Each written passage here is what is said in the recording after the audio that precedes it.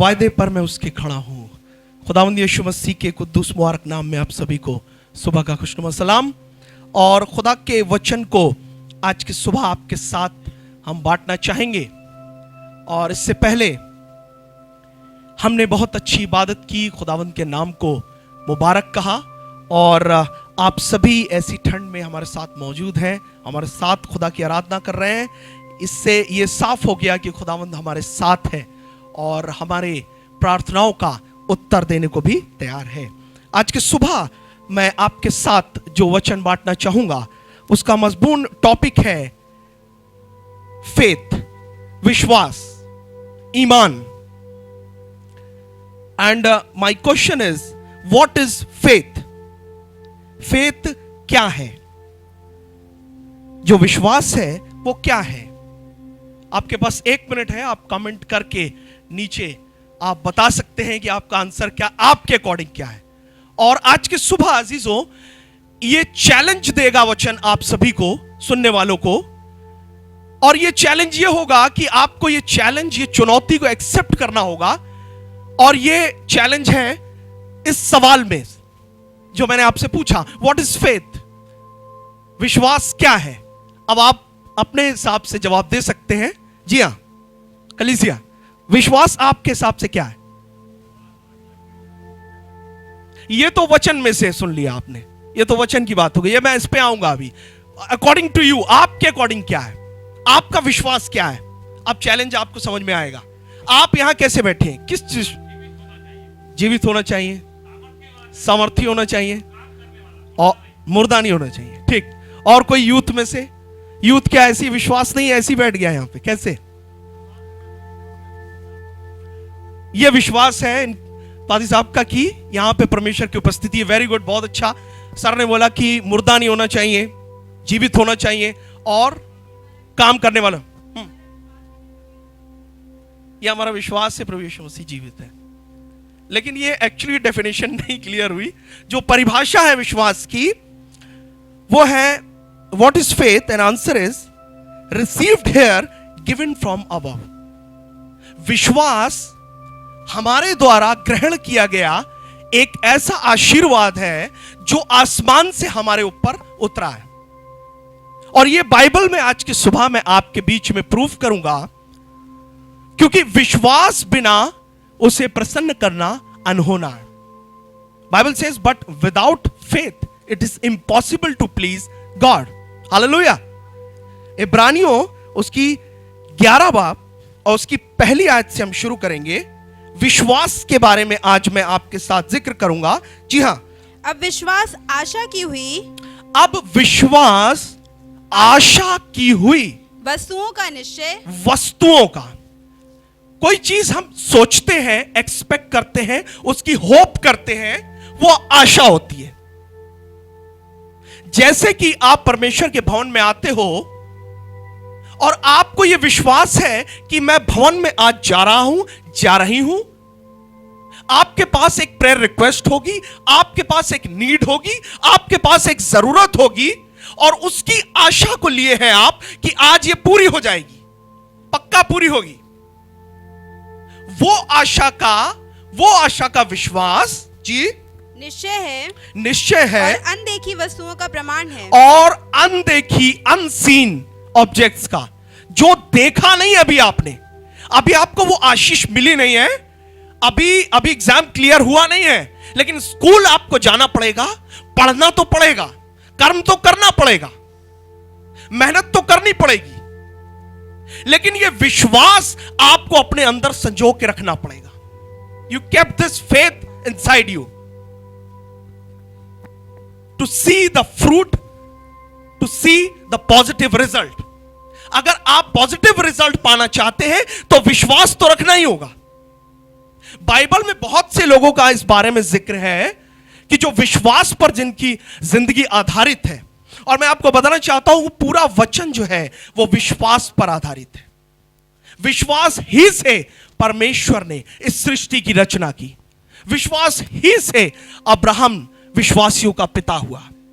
और वो विश्वासियों का पिता जिसके बारे में मैं आज आपके बीच में जिक्र करूंगा, उस विश्वासी के जीवन से अगर आप निकालेंगे इसी इब्रानियों की पुस्तक उसका 11 बाब और उसकी 8वीं आयत को, जी हाँ, विश्वास ही से अब्राहम जब बुलाया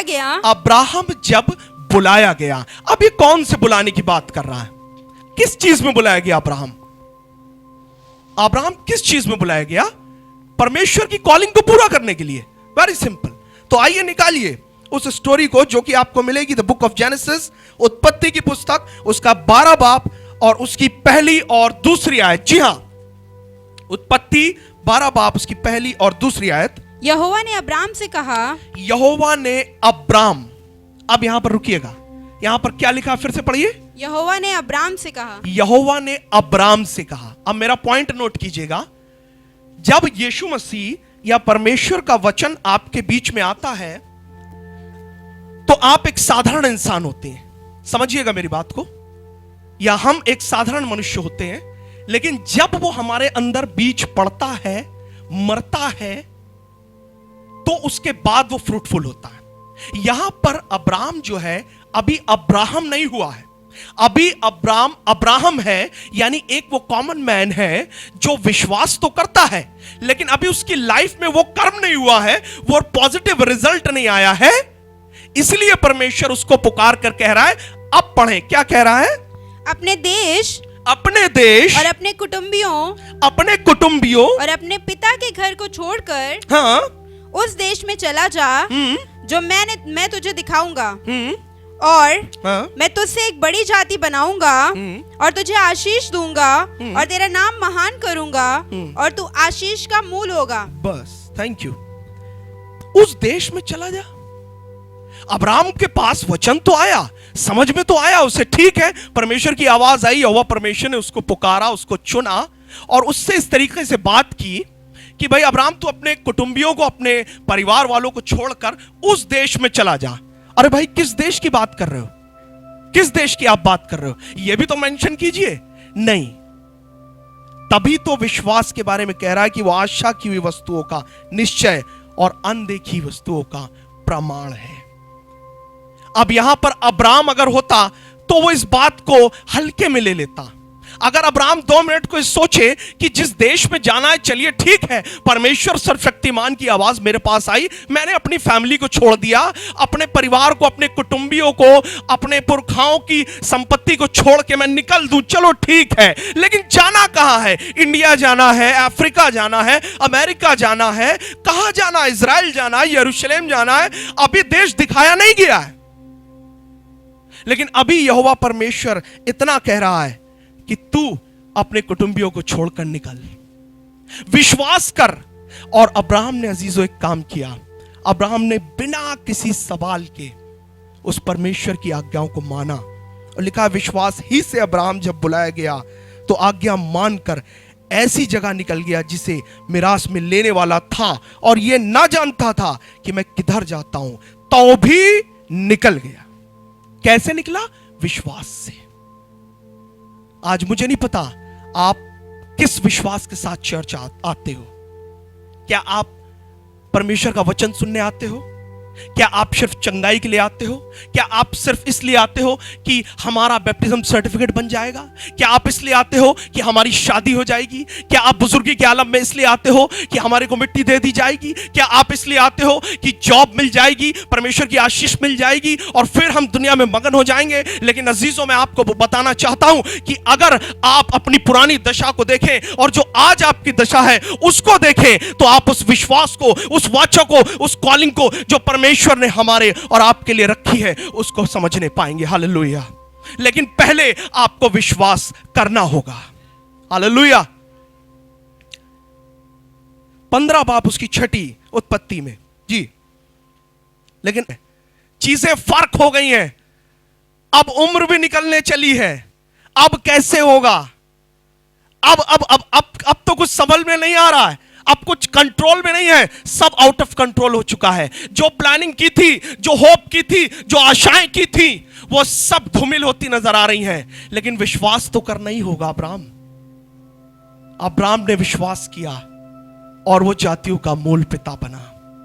और अजीजों, उसकी बुढ़ापे की संतान परमेश्वर ने अपनी वाचा के मुताबिक उसे दी।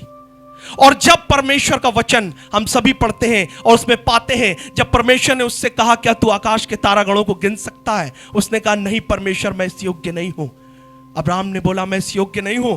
परमेश्वर ने कहा मैं तारागणों की नाई तेरी संतानों को बढ़ाऊंगा और सारी जातियां जगत की तुझ में आशीष पाएंगी। तू मूल पिता ठहरेगा, तू बलवंत होगा, तू आशीषित होगा। जिस मिट्टी पे तू पैर रखेगा मैं तुझे दूंगा, मैं तुझे आशीषित करूंगा। लेकिन पहले तुझे अपने कुटुंबियों को छोड़ के मेरी आज्ञाओं को मानने की जरूरत है। अजीजों, आज हम अपने कामों को छोड़ के परमेश्वर के वचन को समय नहीं दे पाते। रोज इतना काम हो जाता है कि फैमिली के साथ बैठ के हमने शाम की प्रेयर करना भी छोड़ दिया है, क्योंकि अब लॉकडाउन नहीं है ना, अब तो सब खुल चुका है। अब तो बीमारी भी धीमे धीमे उतर रही है, या शायद है भी लेकिन बहुत ज्यादा नहीं है, या बहुत ज्यादा भी है तो ठीक है, चिंता की बात नहीं है। अपने कामों में मगन रहो। दिन भर हो जाता है, 24 घंटे हो जाते हैं, आधा घंटा भी प्रेयर नहीं कर पाते हैं, 15 मिनट भी वचन नहीं पढ़ पाते हैं, कोई डिस्कस नहीं कर पाते हैं। लेकिन जब बीमारी होती है तब परमेश्वर के हुजूर आते हैं, जब कुछ चाहिए होता है तब उसके हुजूर आते हैं। दुनिया में तो उसको ग्रहण नहीं करते हैं, लेकिन जब भवन में आते हैं तो उसको पिता पिता पिता, अब्बा अब्बा कहते हैं। लेकिन अजीजों, अगर ऐसा विश्वास है तो आपका जीवन ठनठनाता हुआ पीतल और झनझनाती हुई झांझ है। लेकिन आज के सुबह ये वचन इस बात की चुनौती दे रहा है। जरूर मेरे इस sermon के बाद आप अकेले में अपने आप से पूछिएगा कि क्या है मेरा विश्वास प्रभु तुझ में? क्या मेरा विश्वास दुनिया की चीजों को जीतने के लिए है, दुनिया की आशीषों को पाने के लिए है, या फिर स्वर्ग धन की लालच के लिए है? क्योंकि अगर आप स्वर्ग धन की खोज में रहेंगे तो वो स्वर्ग पिता की आशीष आपको खुद ब खुद मिलने पाएगी। उत्पत्ति 17 उसकी 5। जी हां, अब अब्राहम की आशीष हम देखते हैं। इसलिए अब से तेरा नाम, अब से तेरा नाम, किसका नाम? अब्राहम का नाम अब्राम ना रहेगा, अब्राम ना रहेगा, परंतु तेरा नाम अब्राहम होगा, क्योंकि मैंने यहोवा परमेश्वर ने तुझे जातियों के समूहों का ग्रुप्स का मूल पिता ठहरा दिया है। मूल पिता ठहराया। Hallelujah, hallelujah. उसने विश्वास किया। बस विश्वास ही तो करना था अजीजों। क्या विश्वास छोटी चीज है? जी नहीं, विश्वास तो ऊपर से दी गई हुई चीज है, ग्रहण करने वाली चीज है, जो हमें उधार में मिली है, जो हमें बिना किसी मूल चुकाए मिली है। और वो प्रभु यीशु मसीह का लहू है जो हमें विश्वास में बांधता है। जो कलीसिया प्रभु को जानती ना थी, जो लोग प्रभु को मानते ना थे, जो परमेश्वर को जानते तक ना थे, उन पर भी कृपा हुई, उन पर भी दया हुई। और ये हुआ प्रभु यीशु मसीह के उस अनुग्रह के द्वारा जो हम पर ठहरता है। इसलिए विश्वास तो करना पड़ेगा, क्योंकि विश्वास अनदेखी वस्तुओं का निश्चय है। और वचन कहता है इब्रानियों 11 उसकी 6 बाब में, और विश्वास बिना उसे प्रसन्न करना अनहोना है, क्योंकि परमेश्वर के पास आने वाले को विश्वास करना चाहिए कि वो है और अपने खोजने वाले को प्रतिफल देता है। हालेलुया। आपको कलीसिया, आपको सुनने वालों, ये विश्वास करना होगा कि आपको प्रतिफल मिलेगा। लेट मिलेगा, जल्दी मिलेगा। अगर आप किसी बंधन में है, किसी परेशानी में है, तो आपको अपने आप को जांचना पड़ेगा कि क्या हमने इस क्षेत्र में परमेश्वर को आगे रखा? क्या हम इस परेशानी को जो फेस कर रहे हैं फैमिली में या इंडिविजुअली, क्या हमने परमेश्वर को कभी अपनी इस परेशानी के बारे में बताया? क्या उस पर विश्वास किया? क्या उसकी प्रतिज्ञाओं को, क्या उसकी चेतावनियों को, क्या उसकी आज्ञाओं को हमने माना है जैसे उसने हमें मानना सिखाया है? हमें अपनी चाल से फिरना होगा और उस परमेश्वर की सुननी होगी, तभी हमारा विश्वास फ्रूटफुल होगा और हमें उसका प्रमाण मिलने पाएगा। हालेलुया। उत्पत्ति की पुस्तक में एक कहानी का जिक्र है जो हम संडे स्कूल से लेकर पढ़ते आते हैं। अगर आप निकाले 4 बाब उसकी 4 और 5वीं आयत। जी हां, पढ़िएगा, ध्यान से समझिएगा। थोड़ा डीप चलेंगे आज हम, लेकिन ना परमेश्वर के वचन में कंक्लूजन के साथ मैं आपको प्रस्तुत करूंगा। जी। और हाबिल भी अपनी भेड़ बकरियों के अपनी भेड़ बकरियों के कई एक पहलौठे बच्चे भेंट चढ़ाने ही लाया हाँ, हाँ। और उनकी चर्बी भेंट चढ़ाई। तब यहोवा ने हाबिल और उसकी भेंट को तो ग्रहण किया, परंतु कैन और उसकी भेंट को उसने ग्रहण ना किया। तब कैन अति क्रोधित हुआ और उसके मुंह पर उदासी छा गई। हाँ, हाँ। तब यहोवा ने कैन से कहा, तू क्यों क्रोधित हुआ और तेरे मुंह पर उदासी क्यों छा गई? यदि तू भला करे तो क्या तेरी भेंट ग्रहण ना की जाएगी, और यदि तू भला ना करे तो पाप द्वार पर छिपा रहता है और उसकी लालसा तेरी ओर होगी और तुझे उस पर प्रभुता करनी है। Praise the Lord, hallelujah. यहां पर अजीजों उत्पत्ति में आदम की वंशावली से उसके पुत्रों के बारे में जिक्र है। और किन दो पुत्रों के बारे में जिक्र है? कैन और हाबिल के बारे में। अब ध्यान देने वाली बात यह है कि ये जो भेंट कैन और हाबिल यहोवा परमेश्वर के सम्मुख चढ़ा रहे हैं, समझिएगा, ये किस उद्देश्य से चढ़ा रहे हैं? आखिर ऐसा क्या रीजन आ गया? अदन की वाटिका में से आदम और हवा नदारत कर दिए गए हैं, रिजेक्ट कर दिए गए हैं, निकाल दिए गए हैं। अब उनकी वहां कोई जगह नहीं है। और यह बात अच्छी तरीके से उनके पुत्रों को पता थी, कैन को भी पता थी और हाबिल को भी पता थी, और यह वचन उनके कानों में जा चुका था।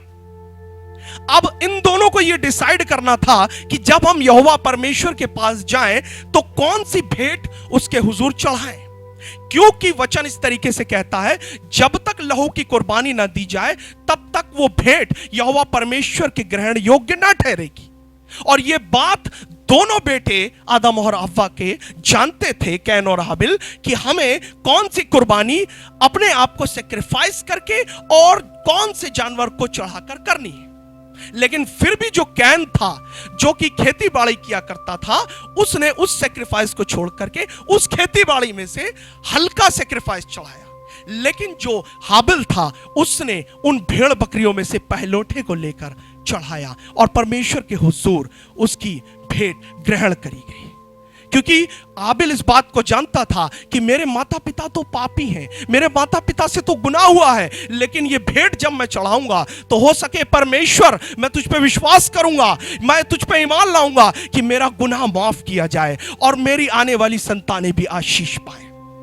और हाबिल ने इस बात को जान लिया क्योंकि वो विश्वास करता था, क्योंकि उन दोनों को यह वचन बताया गया था, उन दोनों के वचनों में उनके कानों में यह वचन था, उनके मन में, उनके हृदय में यह वचन था।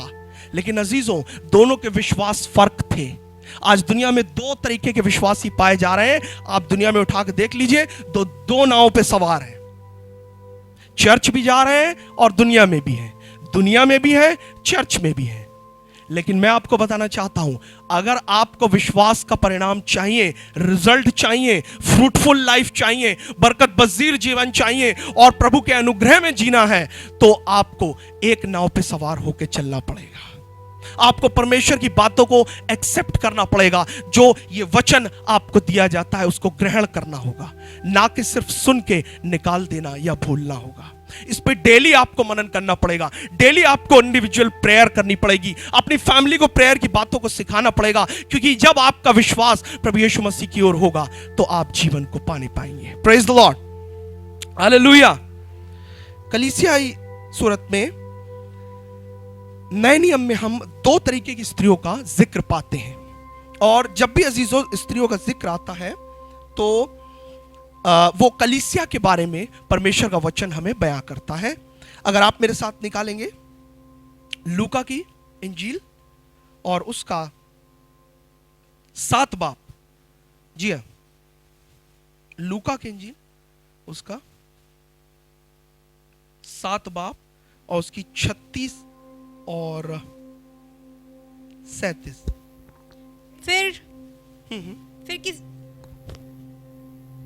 फिर किसी फरीसी ने उससे विनती की, फिर किसी फरीसी ने उससे यीशु से विनती की कि उसके साथ भोजन करे, अतः वह उसी फरीसी के घर में जाकर भोजन करने बैठा। वे उसी फरीसी के घर में जाकर भोजन करने बैठा। अजीजों, हम सभी जानते हैं कि यीशु मसीह फर्क जगहों पे उनका जाना हुआ करता था, विजिट करना हुआ करता था, लोगों को वचन सुनाता था, स्वर्ग के राज्य की बातों को बताता था। वहीं पे एक फरीसी ने उससे विनती की, उसको इनवाइट किया, हे गुरु प्लीज आप आज हमारे यहाँ आइए और हमारे साथ भोजन कीजिए, हमारे साथ बैठिए। और उसमें आगे लिखा है उस नगर की हाँ एक पापनी स्त्री ये जानकर, वहां पर एक काम होता है। यीशु मसीह जब उत्तम गुरु यीशु मसीह जब किसी के घर जाते थे या कहीं भी बैठते थे अजीजों, तो एक काम होता था, लोग उन्हें घेर लेते थे चारों तरफ से, जैसा कि आज भी होता है। जैसे कोई कन्वेंशन में कोई बड़े पास्टर प्रीच करने जाते हैं या कोई प्रेयर मीटिंग होती है, तो लोगों की लालसा रहती है जल्दी से मीटिंग खत्म हो, हम आगे जाके पादी साहब से मिले, पास्टर से मिले और खुदा के दास से जो मैन ऑफ गॉड से प्रेयर करवाएं और हमारे को चंगाई मिले, आशीष मिले। ठीक उसी तरीके से उन दिनों में भी जब मैं फरीसी के घर में भोजन कर रहा था, तो लिखा है उस नगर की एक पापिनी स्त्री यह जानकर कि वह फरीसी के घर में हाँ भोजन करने बैठा है, संगमरमर के पात्र में इत्र लाई। संगमरमर के पात्र में इत्र लेकर आई।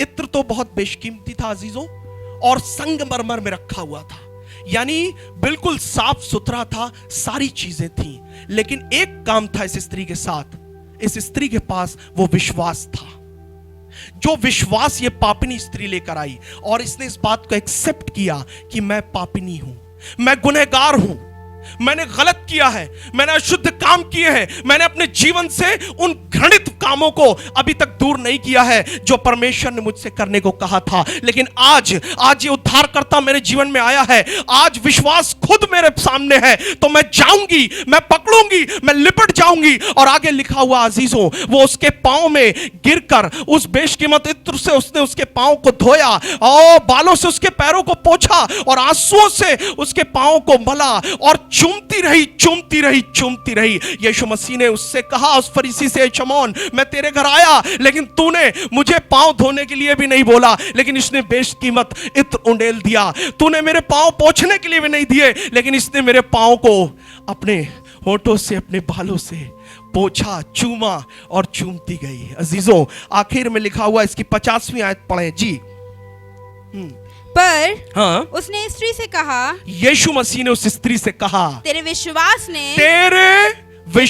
ने तुझे बचा लिया है, कुशल से चली जा। Hallelujah, hallelujah, hallelujah. वचन कहता अजीजों, धर्मी जन विश्वास से जीवित रहेगा। If you have a faith then you will survive. चाहे कोई बीमारी आए, चाहे कोई तंगी आए, चाहे क्लेश आए, अगर आपके पास फेथ है, अगर आपके पास विश्वास है, तो ही आप जीवित रहेंगे। दुनिया के किसी इंसान की प्रेयर आपको नहीं बचा सकती, दुनिया के किसी याजक की प्रार्थना आपको नहीं बचा सकती, लेकिन विश्वास आपको बचाएगा। अगर आप में विश्वास है तो ही शिफा मिलेगी। अगर आपके पास विश्वास नहीं है तो आइए, बैठे रहिए और चले जाइए। इस स्त्री के विश्वास ने इसको उद्धार दिला दिया, क्योंकि इसका विश्वास बड़ा था। लोग चकित रह गए।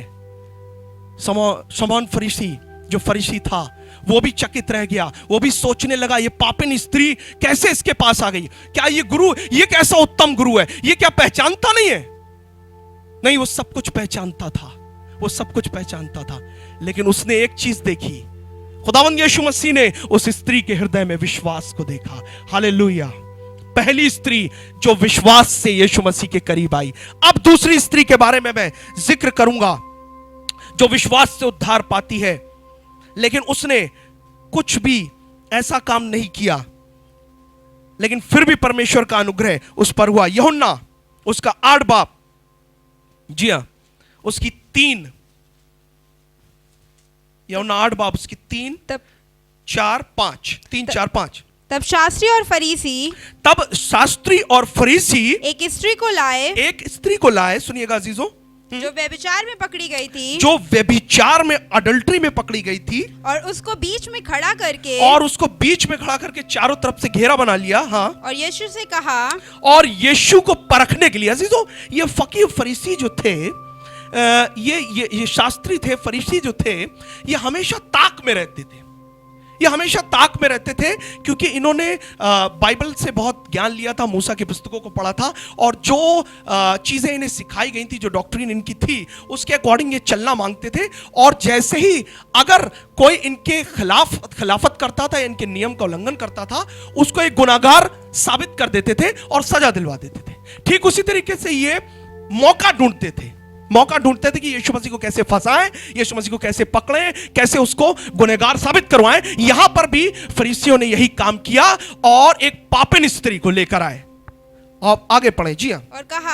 और कहा हे गुरु, ये स्त्री व्यभिचार करते पकड़ी गई है। ये स्त्री तो रंगे हाथों पकड़ी गई है, पाप करते पकड़ी गई है ये। जी हाँ। व्यवस्था में मूसा ने हमें आज्ञा दी है। मूसा ने हमें आज्ञा दी है। मूसा की आज्ञा जो यहोवा परमेश्वर की ओर से उतरी थी, आप सभी पढ़ चुके हैं पुराने नियम में, व्यवस्था विवरण में।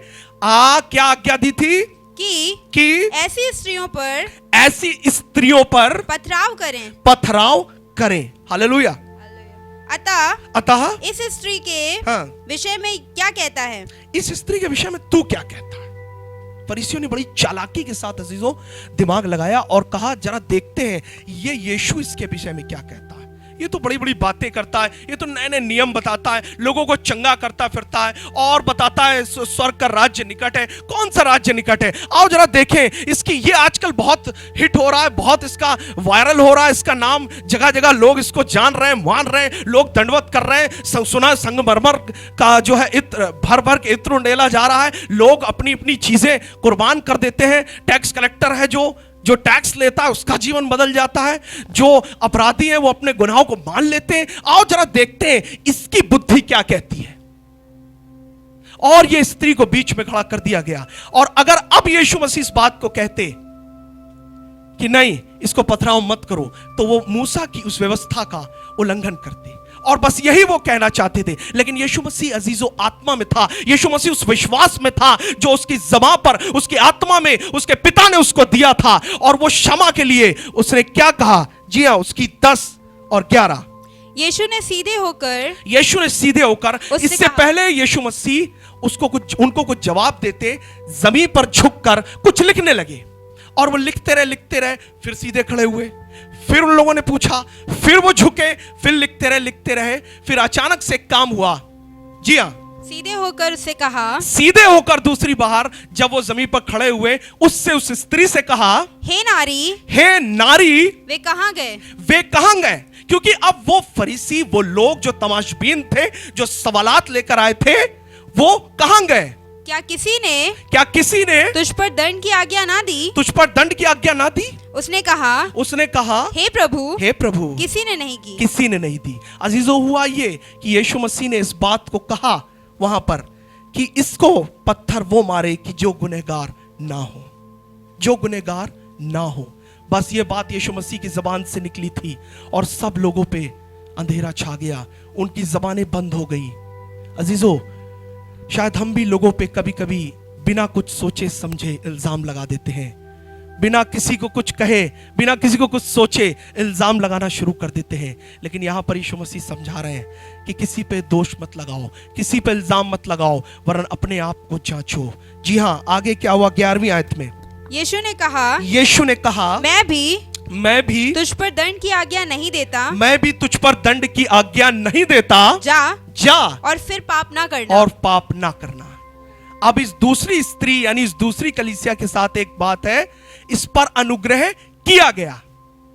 पहली वाली विश्वास के साथ आई, तब उसे विश्वास मिला जो पापनी थी। लेकिन ये तो यीशु मसीह को नहीं जानती थी ना, ये तो घेरी गई, इस पे तो दोष लगाए जा रहे थे। अजीजों, आज वो अन्य जातियां जो यीशु को जानती नहीं थी, जो मानती नहीं थी, जो उस पे अमल नहीं करती थी, उसके कलाम पे विश्वास नहीं करती थी, उसके बारे में कभी सुना नहीं था, उन पर भी दया की गई है। क्योंकि यीशु ने उन घेरे बंदों को जो हमारी खिलाफत करते थे, जो हमें मारना चाहते, जो हमें बदनाम करके देश से निकालना चाहते हैं, अजीजों, उनके मुंह बंद कर दिए और ये सवाल बोला कि अपने पाप गिनो। ये अनुग्रह है अजीजों, ये अनुग्रह है, हमें मिला है। हमने तो यीशु पे विश्वास नहीं किया ना, हमें क्या मालूम। कोई कहता है, कोई मसीह के पास आप जाइए, कहता है वो चंगा करने वाला है। कोई के पास जाइए, वो कहता है वो तो जीवित परमेश्वर का पुत्र है। ठीक उसी तरीके से जिस तरीके से पतरस से यीशु मसीह ने सवाल पूछा कि दुनिया मुझे क्या कहती। कोई कहता भविष्यद्वक्ता, कोई कहता एलिया नबी, कोई कहता कुछ, कोई कहता तू मुझे क्या कहता है। पतरस ने रिप्लाई किया, प्रभु तू जीवित परमेश्वर का पुत्र प्रभु यीशु मसीह है। हालेलुया। ये तो उसका विश्वास था ना। अब ये आपके जीवन में भी लागू होता है। आपका विश्वास क्या है यीशु मसीह के लिए? आपका विश्वास कहां तक है यीशु मसीह के लिए? क्या आप यीशु मसीह के क्रूस के साथ जीवन भर चलना चाहेंगे या रास्ते में ही से ही मुड़ जाएंगे? क्या कलीसिया में कुछ साल आएंगे, कुछ महीने आएंगे और फिर अचानक से छोड़कर निकल जाएंगे? जब हवाएं चलेंगी तब आप गिर जाएंगे। जब हवाएं आपको गिराएंगी, जब लोग आपको लांतान करेंगे, तब आप गिरने पाएंगे। तब आपका विश्वास परखा जाएगा, क्योंकि अजीजों लिखा है विश्वास परखा जाएगा। विश्वास तो परखा जाएगा, लेकिन आपका विश्वास कैसा है यह डिपेंड करता है। अगर आपका विश्वास इस स्त्री की तरह है जिसने अपना बेशकीमत चीज खुदा के हुजूर उंडेल दी, जिसने अपना बेशकीमत समय कलीसिया ने खुदा के हुजूर उंडेल दिया, जिस पासबान ने अपने आप को खुदा के हुजूर उंडेल दिया, उसने जीवन पाया। जिसने परमेश्वर के बारे में सुना, जिसने उसकी आज्ञाओं को माना, उसको फॉलो किया, उसने जीवन पाया। लेकिन अजीजों, बात घूम फिर कर विश्वास से ही शुरू होती है और विश्वास से ही खत्म होती है। अब्राहम जातियों का मूल पिता बना क्योंकि उसे विश्वास था। यहोशू की पुस्तक में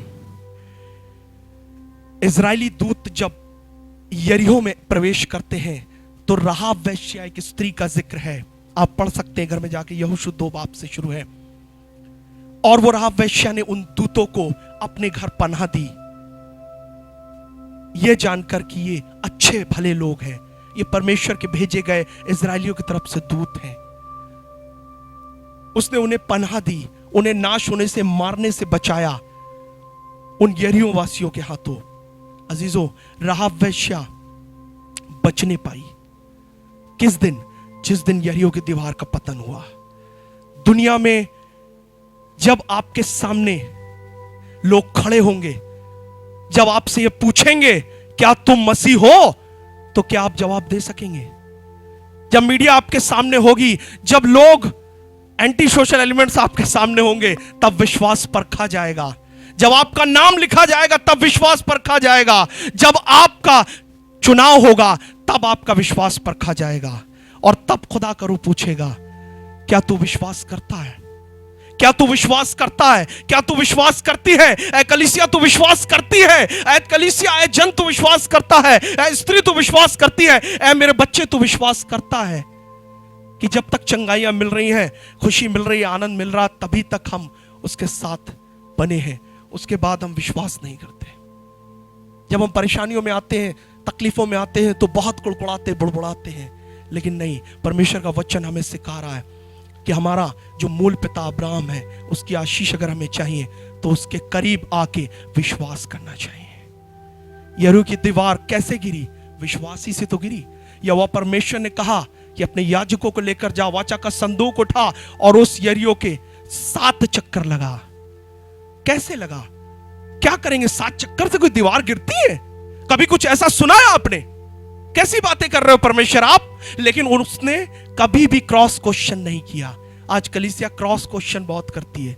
ऐसे था तो ऐसे कैसे हुआ? अरे वो वैसे आया तो वो वैसे कैसे हुआ? आदम अगर ऐसे था तो हव्वा फिर वो कैसे वहां कैसे? और उसी बंधन में हम उलझ जाते हैं और विश्वास से बहक जाते हैं। लेकिन आपको बहस करने की जरूरत नहीं है, आपको सिर्फ ईमान रखने की जरूरत है कि प्रभु है और अपने पुकारने वाले को उत्तर देता है। यरीहो की दीवार गिरने पाएगी, आपकी परेशानियां हारेंगी, शैतान भागने पाएगा, क्योंकि लिखा है शैतान डरपोक है। और लिखा है अगर आप शैतान का सामना करेंगे तो वो आपके सामने से भाग जाएगा। जाएगा नहीं लिखा भाग जाएगा, डर के भागेगा। आज मुझे नहीं पता कि आपके पास पर्सनल नीड क्या है आपकी। आज मुझे नहीं पता कि आप किन परेशानियों में से होकर गुजर रहे हैं। आज मुझे नहीं पता, शायद आप अपने परिवार में अकेले मसीह हो जो यीशु मसीह पे विश्वास करते हैं। लेकिन मुझे यह पता है कि सिर्फ विश्वास के द्वारा आप जीवन पाएंगे, और यह जीवन आज भी कलीसिया में मौजूद है और अंत तक मौजूद रहेगा, क्योंकि यीशु मसीह ने कहा कि मैं जगत के अंत तक तुम्हारे साथ हूं। हालेलुया। क्योंकि विश्वास करने वाले को ये मालूम होना चाहिए कि वो है और हमारी दुआओं का प्रत्युत्तर देता है। हालेलुया। आइए अपनी आंखों को बंद करें, अपने सरों को झुकाएं। Thank you Jesus, we worship you Lord. Holy Spirit you are welcome Lord. अपनी आंखों को बंद रखेंगे यूं ही, और बिल्कुल शांति के साथ ये सवाल अपने मन में करेंगे कि प्रभु मेरा विश्वास अब तक कैसा है। एक गीत छोटा सा गाया जा रहा है, उस दौरान आप अपने हृदय को प्रिपेयर करें।